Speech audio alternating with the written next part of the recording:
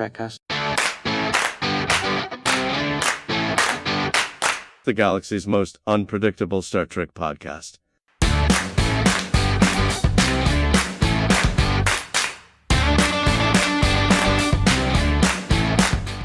Hey everybody, it's Daniel with Trekcast, and we've got an interview today with Adele Shepherd. She's going to be part of Trek Long Island this May 31st through June 2nd. So we're very excited to talk to her. Adele, hey, thanks for being part of the show today. Yeah, thank you for having me. Yeah. So you were one of the co-stars on Picard season 2, and now you're going to be at the convention. What are you looking forward to at the convention in Long Island? It's my first time on the East Coast for fandom. Yeah, so just getting to meet all brand new people. I'm sure I'll run into a couple familiar faces that might be working the convention, but I'm really looking forward to meeting the East Coast fandom. Oh, that's awesome. Yeah, I'm also a West Coast guy, so it'll be exciting for me to be out there as well. Oh, cool. Great. Yeah. So I do have to ask one question, because you were the helms officer on the Stargazer. And I've always had this question about starships. Do they have cruise control? Well, it is a reman ship, and I'm going to go ahead and say, yeah. I mean, there's autopilot, right? Right, there's got to be, right?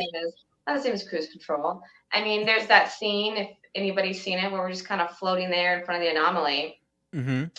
You know, and I'm not having to do much there except for make sure all the shields are up. So that's kind of like putting it in neutral, right? In a sense, yeah, sure. Yeah. Awesome. You know, one question I did have is, I'd seen in past interviews that you were very excited to get this part, just as you were just wrapping up with it, you were talking about that. But one thing I was wondering is, what was your expectations of being in Star Trek, and what was it actually like? Were there any differences there, or? Yeah. Oh, that's a great question. Thank you. That's a good one. I didn't really have a lot of expectations besides that I was going to be in uniform, and that they were going to pull all the shots because of Star Trek. But I was surprised with how extensive they pulled all the shots. After, you know, my wardrobe was fit properly to me and everything was ready to go, and then I finally walked on set, they built a whole ship. It's an entire ship. It was I was like, this could take off. This could just actually fly away somewhere. So it wasn't hard to be in character and make it real, because they say make it real, especially with sci-fi. Get so deep into that is reality, because it's you know, we don't actually live like that, right? Right. So in my efforts to make it real were a lot more natural than I thought they would be, because I stepped onto an actual bridge, an actual ship, and then the hallways and the whole other parts of the ship that were built for the sets were so authentic and real. You really felt like you were there. With it being so immersive like that, was it easier to get into the character? Oh my gosh, yeah. Really easy to get into the character. Like I knew exactly who Kemi was. It's like I had an idea of who I wanted this character to kind of be and how she was going to come across, but then actually being in such an immersive experience, which is a great way to say it, filled in all the little details. Like what kind of details did it help fill in? It kind of relaxed me into the character. Kind of easier to go, yeah, I am flying this ship. Not having to make up in my mind how to fly the ship, because it's right there in front of me. And I was able to naturally just kind of improv what you would do, because that whole helm had all of the buttons and you know, there's blinking lights and everything's moving, and the screensaver would change depending on what cues the director would give for certain action moments in the scene. So I was able to just respond naturally and be the helmsman there in that moment with my lines without having to overthink, well, I should probably pretend to push something over here. Well, actually that's actually what I probably should push. It was very, like I said, very organic. It flew like kind of, what's the word I'm looking for? Sounds like it was intuitive. It was really intuitive. Thank you. Yeah. It was very intuitive. There you go. Awesome. You know, one thing about Star Trek is they do have a history of bringing back actors for multiple different roles. So I was wondering, if you were to come back, is there a certain species in Star Trek that you'd like to play next time around? So the first thing that was teased to me was an Orion. And okay. I was like, yeah, paint me green. That would be really cool. So I would like to come back as an Orion. I like the original Star Trek, so the Orion's there. Mm-hmm. They're kind of a fun character. And being a dancer professionally Mm-hmm. outside of this, and that's what my life is most of the time. The idea of the Orions going from, they're dancers and then now they're in Starfleet is really, really cool. That's a very cool character growth for those humanoid species. Yeah, and the Orions get pretty. Those can be physical parts, like some Hmm. fight choreography. In that, does being a dancer help with that kind of fight choreography?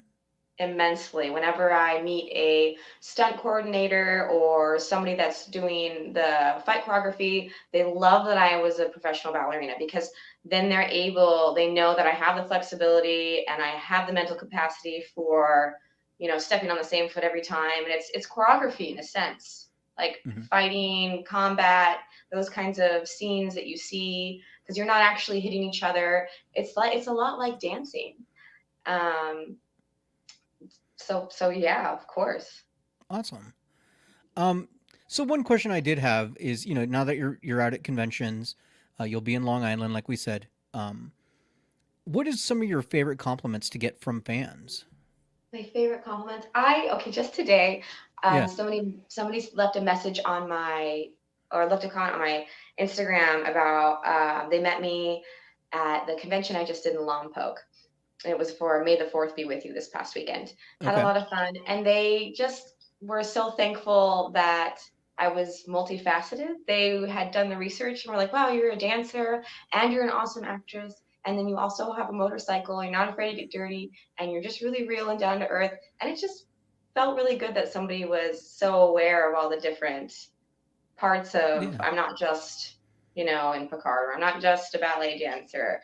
Mhm. That was a really cool compliment, and that just happened today. Oh, that's awesome. Yeah. That's great. Hmm. So I did see in other past interviews that you did mention that you're into spooky stuff. Yes. Is that, yeah? Yes. What did you mean by that? I was curious. So my favorite TV show is The Munsters. Okay. Okay. Yes. The Munsters is my Okay. favorite TV show. I have a production company I started called Metal Swan Queen. So Nice. all of the stuff is kind of themed around like metal and skulls and the darker stuff. Yeah. Um, I have the little ballet figurine set, and they're ballerinas and little black tutus, but they're skeleton ballerinas. So Oh, that's okay. kind of there's some It yin and sounds like you like yang. the dichotomy of that yin and yang. I do. I really like that a lot. Right Balance. on. Life is about balance. Absolutely. Yeah, Hmm. I really like that. So you've been in Star Trek now. Is there Yes. any other big franchises that you want to be part of that you're shooting for? Or Um, yeah, I would love to do Star Wars, or I really would love more so to do one of like the Lord of the Rings. oh, Anything Lord of the Rings. I'm a big nerd for Lord of the Rings. okay, okay, But both of those probably are my favorite. I know a lot of people that did Star Wars and Star Trek stuff, like stunt people and co-starring roles, and I just want to know that I kind of want to know the difference. Or is there one? I always say, different galaxies, same problems. fair enough. Yeah, fair enough. So we've seen in past interviews with I think Jonathan Frakes has brought this up before that when you first get into Star Trek, one of the first things they teach you is the different levels of impact when the ship gets hit. Right? Like here's a Yes. one, here's a two, here's a. Is that something you had to go through as well? Can you talk a little bit about that if you did? Yeah, that's a really good point. Um, so in the scenes where there is that impact, Mm-hmm. they didn't really talk as much about the levels. Like they didn't like give us like a here's the course, here's what level one is, level two, and then like on a piece of paper per se. Mm-hmm. But there was when there's that initial impact, like you can see in the scene when the anomaly shows up and the whole ship just kind of shudders. They tell people kind of on a scale of 1 to 10, like how much you need to give, Okay. and then at the different, and then like Doug was the director at the time. He gave us like, okay, this is like you guys are getting thrown. Like this is a 10, like boom, full forward back. And then other times there was minimal impact. It was just kind of mild shaking, or when we're standing there with our phasers when the Borg Queen comes up and the ship is shaking a little bit. Like that's probably like a little 1 or 2. It's kind of like an earthquake scale in a sense. Okay. Yeah, that makes sense. Mhm. Um, so I did see in other interviews that you talked about wearing the prosthetics and what that was like. Um, what was something maybe about where had you worn prosthetics before? Was that a new experience for you? So I grew up doing ballet professionally and theater. Okay. So not really prosthetics in that sort of Mhm. like they were so professional and they're a part of your face. Um, so it was kind of a new experience for me. Yeah, it was. Okay. I would definitely say it was a new experience for me because I've worn some of like the theater type prosthetics, but those aren't not to that level of quality. Yeah. And Yeah, I'd like seen that you had mentioned that one of the challenges was emoting with them, like you had to over emote. And Yeah. I was directed to do that. Like the Bianca, my makeup artist and my prosthetic and hair and makeup, she's Mhm. awesome. She kind of was the first one. Like you're gonna have to really move your eyebrows and your eyes if you want so that these move with. And then I was also given that direction on set ahead of time as well. Okay. So it definitely gave me quite the workout. Right on. Mhm. Um, hmm. Some do you still keep in contact with any of the other actors or people that you worked with on Star Trek? I do, and that's thanks to like all the different conventions that you can Okay. imagine. Yeah. We run into people all the time. So this Lompoc convention, I didn't run into anybody I have worked with, but I ran into other Star Trek people like Tracy Coco. She's been in so many different things. Mhm. She was there. I share a table a lot with Alima Dorsey, and she was the stunt double for Michelle Hurd. Oh, I'll be okay. sharing a table with her at Trek Long Island. Okay. She Awesome. is so cool. People need to come by and say hi to her. And I do keep in touch with Terry Metalis, and I keep in touch with Doug, the director from I believe he did the last, yeah, he did the last episode in season 2. Oh, okay. Aaron Kioski, I think that's how you say his last name. We're good Mhm. friends, but I always say his name so wrong. Yeah. Yeah. So I keep in touch with quite a few people, and then of course there's the occasional green room, like at the Star Trek in Vegas convention with Creation, and Jonathan Frakes and Brett Spiner and all of them were in there being silly and hamming it up, and they are amazing group of people, just so fun to be around their Yeah. energy. That's It's a awesome. blessing. It's like a family. Oh, that's really cool. Yeah, a lot of people kind of put it that way. Um, Hmm. one thing I was curious about is so you were in season 2, you were in the first episode and the last episode, correct? Yes. Or towards the end, yeah. What was Yep. that like shooting to be so far apart in the season? It was actually really easy because of the continuities. There, we did them Okay. right away. So I was on set 2 weeks in a row, and we just did both of those episodes within the same 2 weeks. And we would kind of. It wasn't like a linear way of shooting because of Right. continuity and because of when the explosions were going to go off and certain things and people in their makeup and now this person's this character when before they were here and well the ship looked like this before and because if you know season 2 and how it has that kind of time loop, Mhm. it was shot in the way that like it would save obviously time and money and show the best showcasing to the audience and the fans of how it changed from the first episode to the last episode when they all come back and then they Okay. have that moment with the board queen. Oh, okay. Okay. Yeah, I was just curious about that, the logistics of that. So, okay. Yeah, it was cool. It was very well organized. I was very impressed. Right on. And then you were saying before we started the interview that you've got some new projects going? I do have some new projects going. So I have my production company, Metal Swan Queen, and Okay. that's me kind of taking my spooky love and my ballet love and like Mhm. my metal love and putting them in films. So I have a metal ballet video coming out. I'm Oh, really excited nice. about. I just got to actually preview a rough color grading cut of it from the director, and so he's the director for most of like Zach Wild's music videos and Black Label Society. So I'm really excited for people to see that because it's a different It's a different kind of little short. Not a lot of people see ballet to metal. And then I have a couple other projects. One's a documentary being filmed. I've got some interviews coming up for that. And then I've got a couple of treatments for some more like TV shows and films. And I did just wrap, which I'm really excited. I wish I could talk more about it. Right. I understand.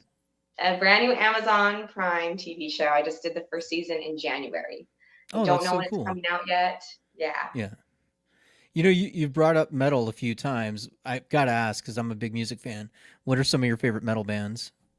Favorite metal bands? Okay, so I'm a big Pantera fan. Okay. I like Slayer. I've got my Slayer wallet. Oh, that's awesome. There's like photos of me with my Slayer wallet all over the place. And yeah. And then I like Alien Weaponry. They're really cool. They're like a Norwegian metal band. Okay. That's a newer one. I'm kind of into the early 2000s Y2K metal. So Slipknot, Korn, Godsmack, System of stuff a Down, like Static X, Papa Roach, Rob Zombie, Powerman 5000. Right on. Yeah, those are, and In This Moment. I love In This Moment. I'm friends with the dancer in This Moment, and I kind of like fangirled on her when I met her. And so now I feel I'm like, oh yay, that's so cool. That's awesome. That's awesome. Well, you know, we're really excited to see you at the convention. I will be there, and so will one of my co-hosts, Dan. So we're very excited to be there as well. You're going to be there all the days, is that correct? Or I think so. Or maybe I think all the days. Okay. I should know. I don't know. I think at least Friday, Saturday. No, I'm there all the days. Oh my gosh.